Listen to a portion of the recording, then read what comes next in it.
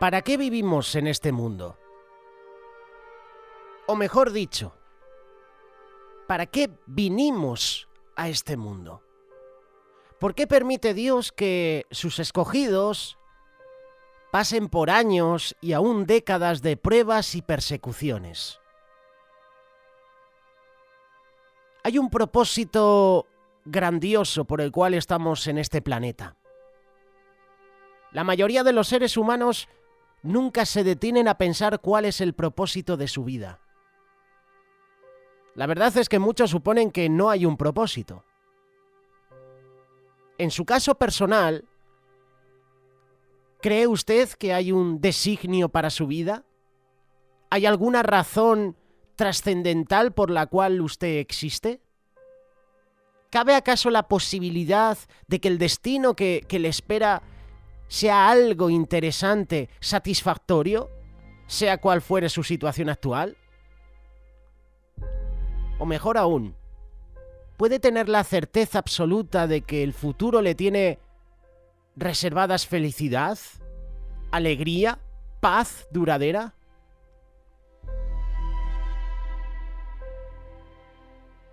Son preguntas que el ser humano se hace. ¿Es su vida? O te lo voy a formular de una manera diferente. ¿Su existencia es efímera? ¿Tu vida está llena de decepciones? ¿Piensas que no hay un propósito para ti? Nosotros como seres humanos estamos dotados de una inteligencia que los animales, por ejemplo, las aves y otros tipos de animales, los que están en el agua, los que se arrastran por la tierra, ellos no tienen, no poseen. Imagínate el futuro, tener sueños y esperanzas. La pregunta que surge es esta: todo ese potencial, todos esos sueños, todos esos dones, ¿para qué los tengo? Si mi vida es un desastre, si las cosas me salen mal. Es cierto que muchos creen que si no se condenan, su destino es ir al cielo para pasar allí toda una eternidad. Esa es la idea que perdura aún en la mente de millones de personas. Sin embargo, preguntamos, ¿puede alguien demostrar con pruebas fehacientes cuál es su destino como ser humano? ¿Hay alguna forma de saberlo? La respuesta está claramente revelada en la Biblia. La Biblia es el manual de instrucciones que el Creador ha inspirado para la humanidad. Dios decreta en la Biblia el destino de imperios, el destino de naciones. La palabra de Dios habla de que las naciones, los imperios, serán destruidos, pasarán. Pero el reino de Dios no pasará. Sus palabras nunca pasarán. Estamos viviendo acontecimientos que harán estremecer al mundo.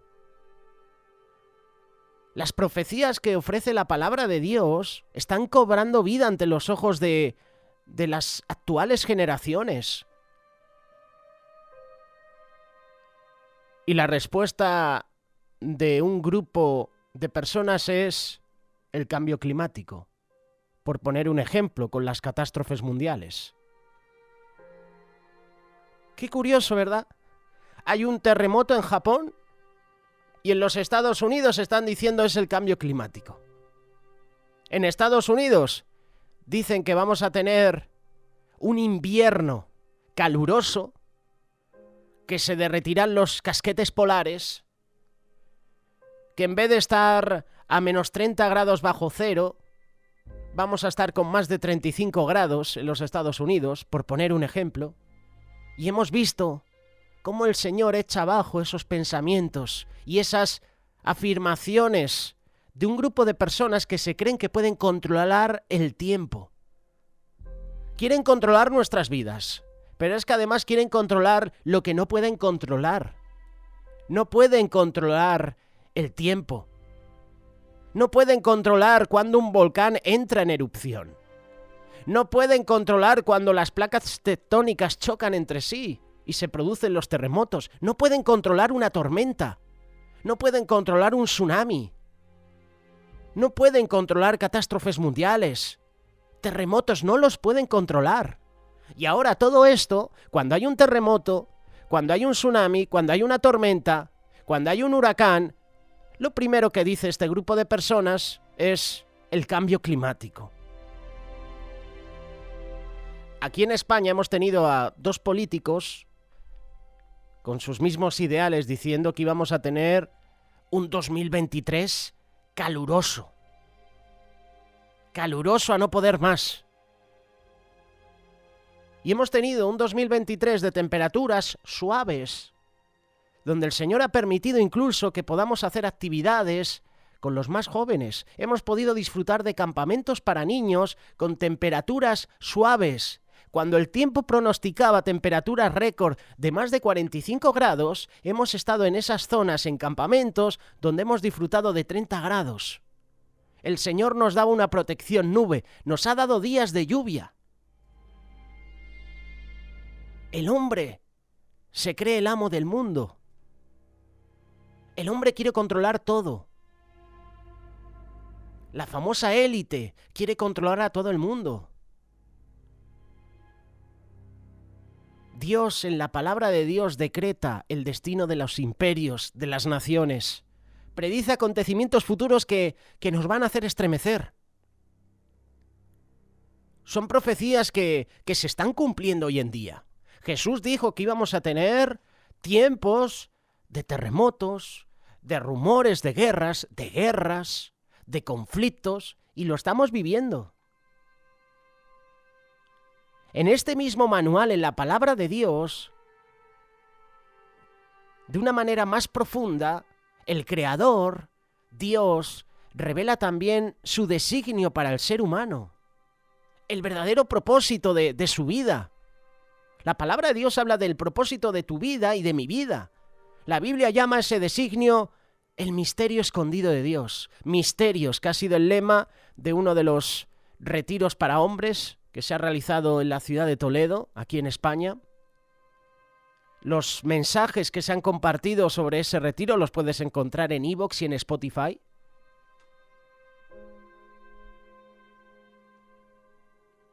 Los misterios escondidos de Dios. Es algo que supera la imaginación del ser humano. Y a la vez es algo tan sencillo, pero tan poderoso.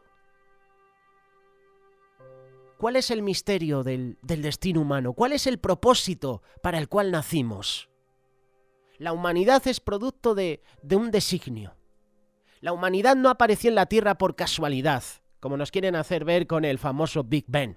Explotó porque sí, en el momento que le dio la gana, y luego se alineó todo y se creó el ser humano. Se creó todo. El sentido común nos enseña que el complejo mecanismo de un reloj suizo no es el resultado de un lento proceso evolutivo que se prolongó durante millones de años en un medio rico en minerales que se nutrían de la carga eléctrica de rayos y relámpagos. Es posible que la arena y los elementos hayan sufrido ciertas transformaciones a lo largo de los miles de años. Sabemos muy bien que sin designio, sin diseño, el mecanismo que produce la exactitud de un reloj suizo jamás sería el producto de la ausencia de ese propósito, del simple azar, de la casualidad. Estamos en este mundo con un propósito. Hemos sido creados con un propósito, aunque tú pienses que no vales para nada. Aunque tú pienses, ¿qué hago yo aquí? Intento hacer cosas buenas para Dios. Intento hacer cosas buenas y todo me sale mal. ¿Para qué existo? Nadie me tiene en cuenta. Paso desapercibido. O mayor aún, He sido abandonado. Mis padres no me han querido. Me dejaron en las calles. ¿Qué propósito tengo para mi vida si mis propios padres no me quieren? Hay personas que han crecido sin la figura paterna de unos padres. ¿Cuántos niños hay abandonados en las calles? ¿Cuántos niños están en extrema pobreza? ¿Cuántas personas en el mundo ahora mismo están vagando por las calles? Lo creas o no, hay un propósito para tu vida. La palabra revelada por Dios nos enseña que el hombre fue creado con un propósito. En Génesis, el primer libro de la Biblia, nos enseña claramente que las criaturas fueron hechas según su especie. Génesis capítulo 1, verso 21. Y después dijo Dios, hagamos al hombre a nuestra imagen conforme a nuestra semejanza. Versículo 26. Aquí hay dos puntos importantes. Primero vemos que el verbo aparece en plural, hagamos al hombre a nuestra imagen, conforme a nuestra semejanza. Lo que aquí se indica es que son dos personajes, dos personas, los que hablan de la creación del hombre a su imagen. Se trata obviamente de Dios el Padre y del Logos o el Verbo, la palabra, quien más tarde habría de nacer de la Virgen María como Jesús de Nazaret. María, que en ese momento era virgen, pero cuando luego tuvo a Jesús, luego vinieron más hijos. El segundo punto indica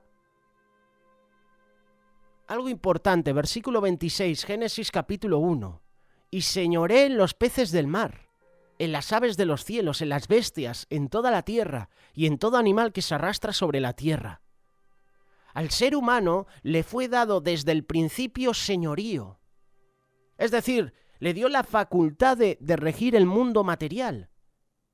Desde el principio se le encomendó un deber y se le dio la oportunidad de valerse de la razón y del poder creador de la imaginación. Mira al rey David. ¿Qué es el hombre para que tengas de él memoria? Y el hijo del hombre para que lo visites. Le has hecho poco menor que los ángeles. En hebreo, Elohim. Lo coronaste de gloria y de honra. Le hiciste señorear sobre las obras de tus manos. Todo lo pusiste debajo de sus pies. Salmo 8, verso 4 en adelante. Vemos aquí que Dios tiene un propósito especial para el hombre, a quien hizo un poco menor que Elohim, que los ángeles. Por cierto, vocablo hebreo que usualmente significa Dios.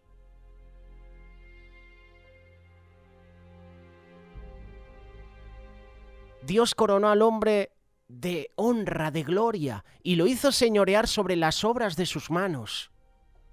El Señor nos ha dotado de talentos incomparables. El ser humano, desde el principio, recibió conocimiento, recibió una mente que constituye la diferencia entre el cerebro humano y el cerebro animal. ¿Qué enseña hoy en día nuestra sociedad? Que tú te puedes autopercibir un cerdo, te puedes autopercibir una mujer, un hombre, intentando tocar el diseño perfecto de Dios. Y hay personas que lo creen. Y si no piensas como ellos, ya estás etiquetado. Ya eres un racista, ya eres lo peor. Y encima te silencian. Y encima te censuran. A diferencia de las demás criaturas que hay en la tierra, el hombre posee imaginación creadora y aún la capacidad de analizarse a sí mismo. Además le fue dada en cierta medida la capacidad de juzgar entre el bien y el mal. Ese es uno de los atributos de Dios. Cuando la humanidad se entregó a la tarea de construir la Torre de Babel, Dios dijo, he aquí que todos son un solo pueblo, con un mismo lenguaje. Y este es el comienzo de su obra. Ahora nada de cuando se propongan les será imposible. Génesis capítulo 11, verso 6. Lo que vemos aquí es que si Dios no lo hubiera impedido, aún en aquel tiempo la humanidad habría progresado hasta el punto de poder destruirse a sí misma, como es el caso en la era actual. Lo que hoy estamos presenciando es una comunidad científica mundial que cuenta con un idioma común para el intercambio de datos y que ha progresado hasta el punto en que tiene la capacidad de destruir el mundo entero. Los científicos, los químicos y muchos más son capaces de crear virus, enfermedades, que lo que hacen es destruir al ser humano. ¿Por qué? Porque quieren controlar todo. El hombre puede lanzar inmensos y complejos satélites al espacio y ha inventado sistemas de informática que le permiten almacenar y utilizar instantáneamente miles y millones de datos. Cuenta también con los medios técnicos para liberar la energía del átomo y detonar la bomba de hidrógeno. Puede crear fuertes explosiones. Con el tema de la ciencia yo soy muy reacio. Yo siempre voy con calma. Yo muchas veces no me creo lo que dice la ciencia. Dios utiliza la ciencia, por supuesto que sí, pero la utiliza en personas que quieren hacer el bien a los demás. A mí cuando me preguntan, ¿tú crees, José, que el hombre ha llegado a la luna? ¿Tú crees en esas cosas? ¿Crees que el hombre ha salido fuera del planeta Tierra? Yo soy reacio. Yo para estas cosas soy sincero y directo. Yo pienso que el hombre nunca ha llegado a la luna. Yo pienso que el hombre no tiene la capacidad para llegar a otros planetas. ¿Por qué? Porque ¿cómo es posible que lo haga antes, con menos recursos, con avances tecnológicos menos cualificados que ahora, y ahora no pueden salir de la atmósfera? ¿Por qué antes sí y ahora no? Antes, con menos recursos, sí se podía. Ahora que los recursos han avanzado, que está mucho mejor que en esas épocas, ¿por qué ahora no? Yo pienso que el hombre nunca ha llegado allí. Y nos lo hemos creído por las películas, y nos lo creemos. Nos creemos todo. Nos creemos lo que dicen las noticias. Si no crees algo, ya eres un negacionista. Te hablan de la teoría de la conspiración. Cuidado con estos, como han dicho hace unos días en el foro de Davos. Se cree que controlan el mundo este grupo de personas allí. Lo que dicen ellos hay que cumplirlo. ¿Por qué? Una de las noticias decían en el foro de Davos que hay que acabar con esas fake news de la teoría de la conspiración. Decían también teoría de la conspiración con todo lo que está sucediendo con los temas pedófilos. La película Sound and Freedom, que querían censurarla en Estados Unidos, curiosamente. El Partido Demócrata, donde tiene a varios de sus representantes vinculados con esta trama de abuso infantil. No, eso es una teoría de la conspiración. Hay imágenes, se están filtrando documentos, hay fotografías. Y dicen que es teoría de la conspiración. Pero está ahí. Y aún así siguen diciendo teoría de la conspiración. Qué curioso, ¿verdad? Qué situación que estamos viviendo en nuestra época. Jesús predijo hace más de 2000 años que habrá entonces angustia tan grande como no ha habido desde que el mundo es mundo, ni la habrá nunca más. Si no se acortasen aquellos días, nadie escaparía con vida. Pero por amor a los elegidos, se acortarán. Mateo capítulo 24, versículo 21 y 22.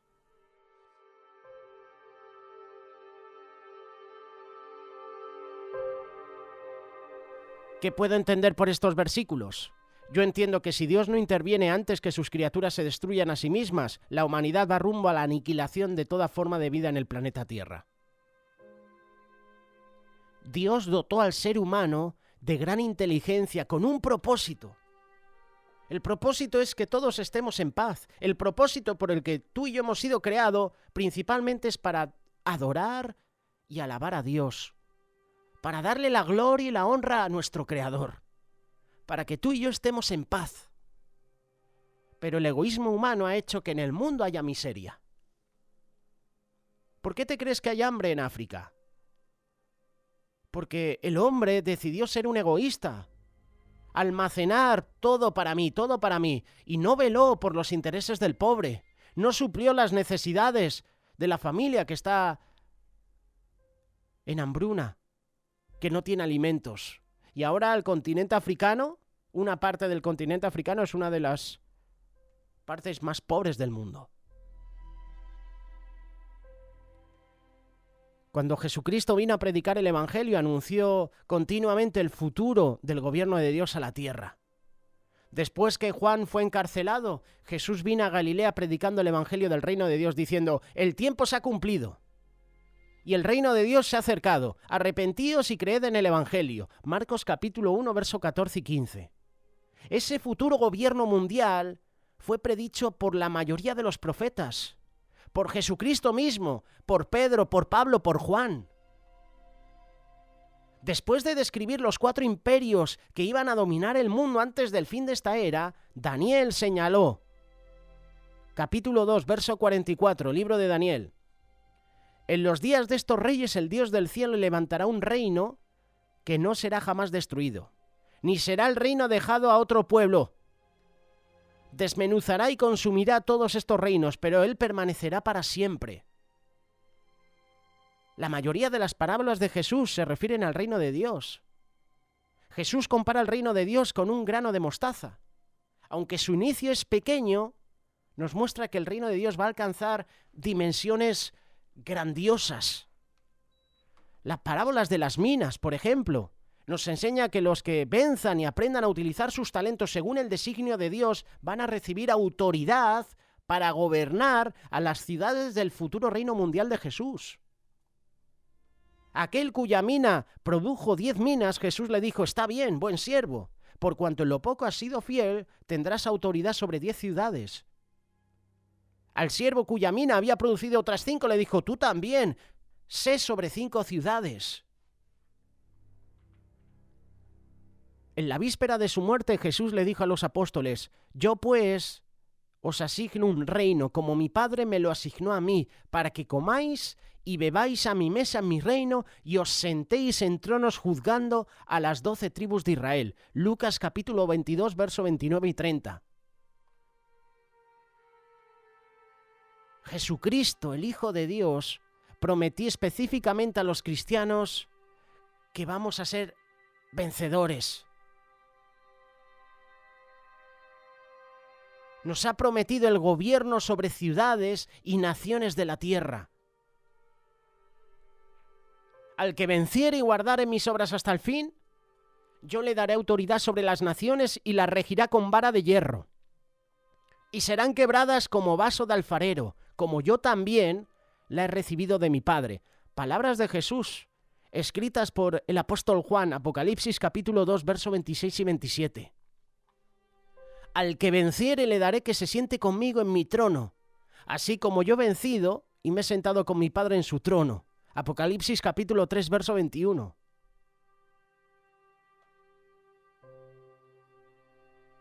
Apocalipsis capítulo 20, verso 6.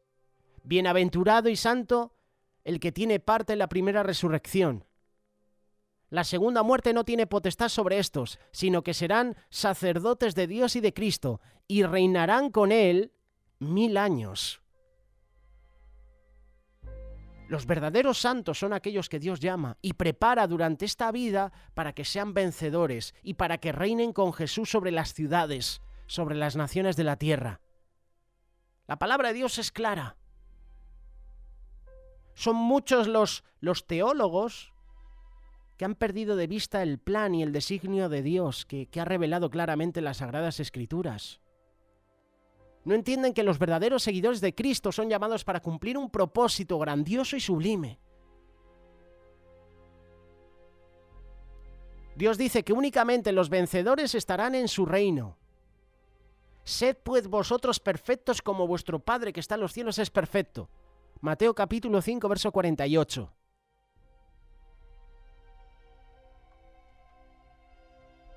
Como aquel que os llamó es santo, sed también vosotros santos en toda vuestra manera de vivir, porque escrito está: sed santos porque yo soy santo. Primera carta de Pedro, capítulo 1, versículo 15 y 16. El apóstol Juan lo confirma con estas palabras: no améis al mundo, ni las cosas que están en el mundo. Si alguno ama al mundo, el amor del Padre no está en él. Primera carta de Juan, capítulo 2, verso 15. La fórmula es clara. Los verdaderos cristianos deben vencer su tendencia a la vanidad, sus pasiones humanas, deben vencer al mundo, sus tentaciones, deben resistir a Satanás. Creced en la gracia y en el conocimiento de nuestro Señor y Salvador Jesucristo. A Él sea la gloria, ahora y hasta el día de la eternidad. Amén. Segunda carta de Pedro, capítulo 3, verso 18. Tú y yo, como seres humanos, estamos sujetos a toda clase de pecados, de debilidades. Mediante la oración, mediante la lectura de la palabra, mediante el ayuno también, mediante la sumisión total de nuestra vida a Dios, podemos vencer nuestra tendencia al pecado. Solo tenemos que dejar que nuestro Padre Celestial, por medio de su Espíritu, nos estampe su carácter santo y justo. Yo sé que no voy a alcanzar la perfección, pero sí sé que tiene que haber un progreso. Porque la orden es que seamos perfectos como nuestro Padre Celestial es perfecto. Por lo tanto, debemos reflejar su naturaleza, su carácter. Vamos a pecar diariamente. Esa es la razón por la cual los verdaderos cristianos tienen que pasar por tantas pruebas y persecuciones. Pablo escribió: todos los que quieren vivir piadosamente en Cristo padecerán persecución. Jesús también dijo algo al respecto: no penséis que he venido para traer paz a la tierra. No he venido para traer paz, sino espada. Porque he venido para poner en disensión al hombre contra su padre, a la hija contra su madre y a la nuera contra su suegra. Los enemigos del hombre serán los de su casa. Mateo capítulo 10, verso 34. Pero si yo tengo a Cristo en mi vida, si Cristo es el centro de mi matrimonio, de mi hogar, tenemos un Dios de amor y no van a haber guerras en el hogar. Jesús está hablando de las personas que van a rechazarle. Jesús está hablando de personas cristianas, conversas. Está hablando de personas que han entregado su vida a Él y otras no. Habrá familiares que no van a aceptar a Cristo. A lo mejor tú eres el único cristiano, discípulo de Cristo en tu hogar. Tu esposa, tu esposo no lo es. Ora por él cada día. Busca la presencia de Dios. Dios puede transformar esa vida. No te canses de orar por tu familia. Pero llegará un momento en que la familia se opondrá. Llegará un momento en que habrá disensión, el hombre contra su padre. Es decir, el hijo contra su padre, la hija contra su madre, la nuera contra su suegra. Mira qué advertencia nos da Pedro. Amados, no os sorprendáis del fuego de prueba que os ha sobrevenido, como si alguna cosa extraña os aconteciese. El verdadero cristiano tiene que vencerse a sí mismo, vencer al mundo, vencer los ataques de Satanás.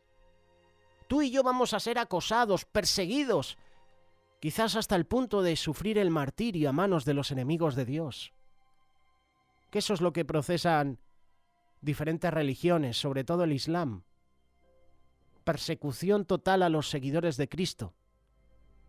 Persecución total a los cristianos.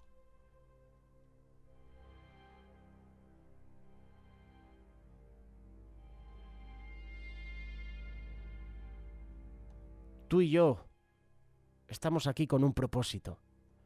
El propósito tuyo y mío es reflejar a Cristo. El propósito tuyo y mío es alabar, glorificar a Dios en un mundo donde esto está mal visto. ¿Te has dado cuenta que el mundo ve la Biblia como algo misterioso? ¿Por qué hay tantas ideas diferentes sobre las doctrinas entre personas que se consideran cristianas? ¿Por qué no predican los ministros lo que la Biblia dice claramente? ¿Por qué hay doctrinas que desvían lo que dice la palabra de Dios? ¿Por qué el cristianismo moderno es distinto del cristianismo en tiempos de los apóstoles? De esto habla la palabra de Dios. La profecía bíblica o las profecías que encuentras en la palabra de Dios se cumplen, se han cumplido, se cumplirán.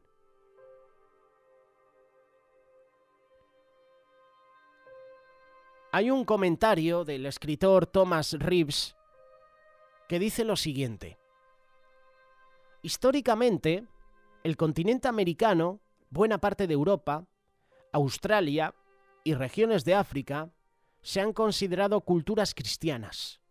Sin embargo, muchos estudios revelan que el actual cristianismo de consumo es algo superficial y que existe una enorme ignorancia respecto de la Biblia y la doctrina cristiana. Por ejemplo, la asistencia a los servicios religiosos semanales en la Europa cristiana es menos del 10%. No es extraño entonces que muchos que se consideran cristianos tengan escasos conocimientos de lo que dice la palabra de Dios. Hay cristianos que no saben mucho sobre la historia y el desarrollo de sus propias creencias y doctrinas. Esto lo dijo este escritor, Thomas Reeves, y lo hizo en el libro El suicidio del cristianismo liberal, la iglesia vacía. Una causa de este deterioro es la manera como las iglesias forman a sus futuros líderes. ¿Te has dado cuenta? Los planes de estudio que ofrecen diferentes líderes con doctrinas erróneas diferentes están plagados de suposiciones que contradicen lo sobrenatural. Según investigadores, muchos seminaristas no saben los nombres de la mitad de los libros de la Biblia.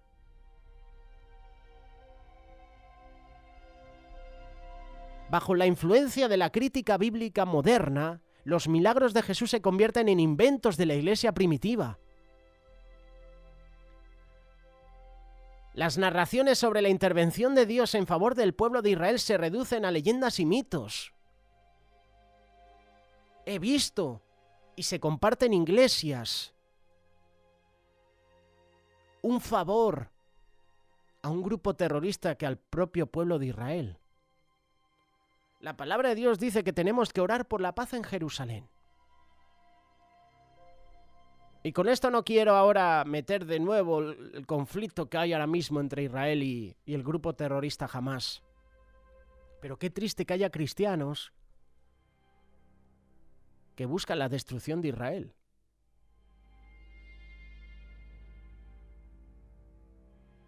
Dios hará juicio a Israel. Dios va a enviar juicio a Israel.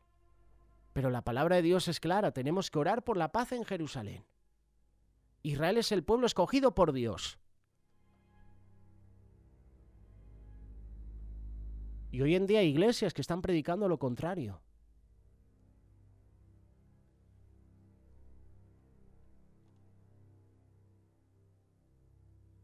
Hay influencias que desde hace muchos años vienen desviando a la gente de la verdad. Y no debe extrañarnos que el cristianismo moderno difiera tanto del cristianismo original de la Biblia.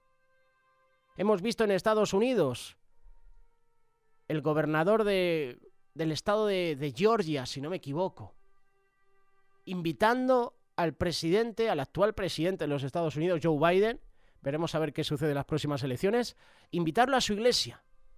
Curiosamente, un pastor invitando a un presidente que promueve ley como el aborto, leyes como la ideología de género. Permite que el homosexualismo sea algo que se tiene que llevar a la iglesia, a la sociedad.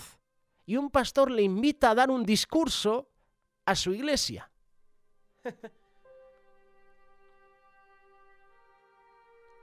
¿Cómo están desviando a la gente de la verdad?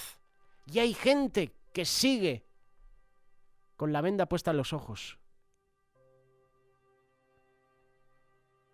Hay gente que vota a personas que están a favor del aborto.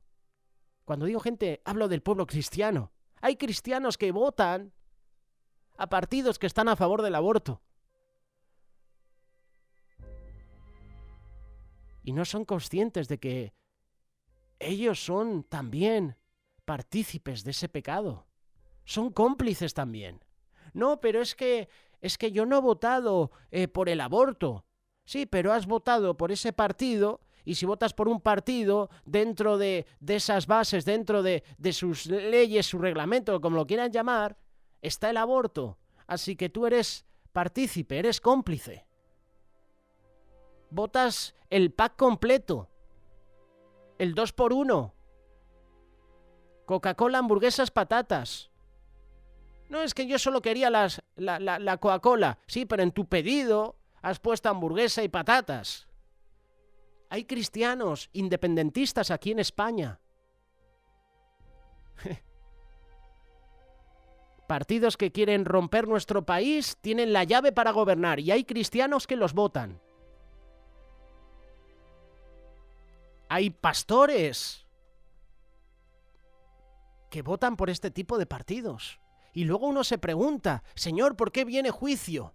Señor, ¿por qué pasa esto en mi familia, en mi vida? Pues ahí tienes las consecuencias. Hay personas que están desviando de la verdad a muchas personas. El problema es que este fenómeno es desconocido. Qué curioso, pero cuando siempre aparecen mensajes de este tipo, los vídeos están en privado. Son personas que con su móvil lo tienen que grabar y publicar en redes sociales. Hay iglesias que hacen directos todos los domingos. Pero cuando tratan temas, por ejemplo, como temas que tienen que ver con la política, temas que tienen que ver con doctrinas erróneas, el vídeo es privado. Hoy no hacemos directo. Son las propias personas, que hay personas con entendimiento en las iglesias y no son pastores, son miembros. Dicen, esto tengo que grabarlo. Esto tiene que verlo todo el mundo. Esto es apostasía, esto es una doctrina diabólica.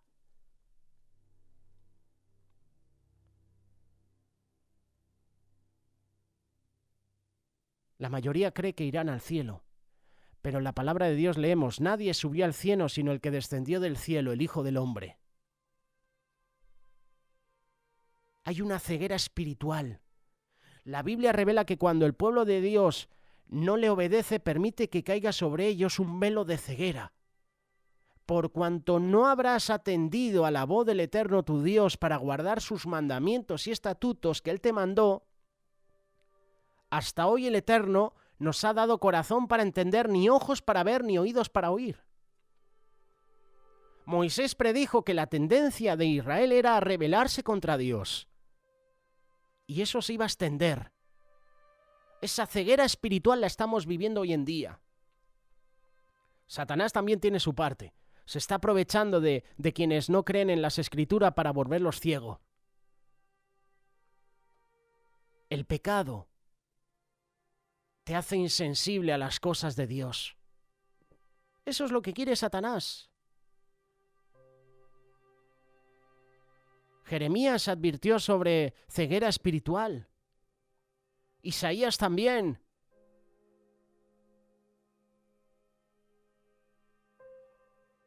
Ezequiel también profetizó sobre ceguera espiritual.